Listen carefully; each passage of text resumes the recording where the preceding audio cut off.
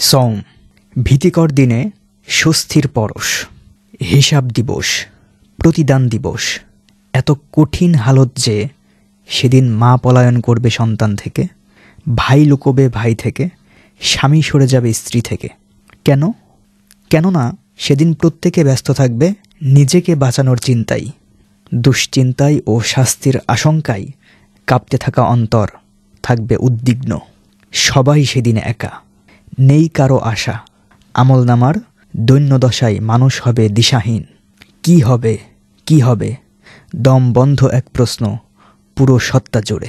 ঠিক সেদিন সব মানুষের মাঝে থেকেও ভয়ঙ্কর একাকিত্বের সময়ে একটা মানুষও পাশে না থাকার নিদারুণ অসহায়ত্বে আশার প্রদীপ নিয়ে এগিয়ে আসবে সওম। সে সুপারিশ করবে রবের কাছে, পরম দয়ালুর কাছে। আর সেদিন সুপারিশের অনুমতি যে পাবে তার সুপারিশই গ্রহণ করা হবে। কাউকে ফিরিয়ে দেওয়া হবে না, ফিরানো হবে না সওমকেও।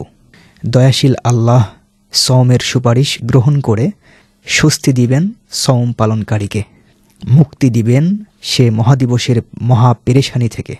রাসূল সাল্লাল্লাহু আলাইহি ওয়াসাল্লাম বলেন, সওম ও কুরআন কিয়ামতের দিন বান্দার জন্য সুপারিশ করবে।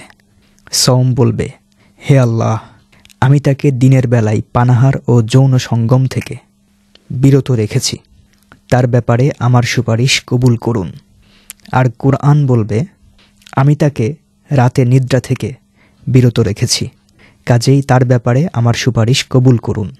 অতঃপর তাদের সুপারিশ গ্রহণ করা হবে।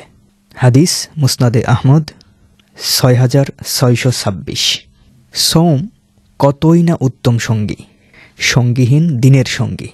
তবে কেন ভালোবাসার টানে সওম পালন করব না? কে তাকে সাথী বানাবে না? সে সওম হতে হবে বিশুদ্ধ, খাঁটি, হতে হবে পাপমুক্ত ও পবিত্র। নফসের প্ররোচনাকে ছুঁড়ে ফেলে একটি বিশুদ্ধ মাস আমরা কি পারবো সেদিনের জন্য জমা করতে?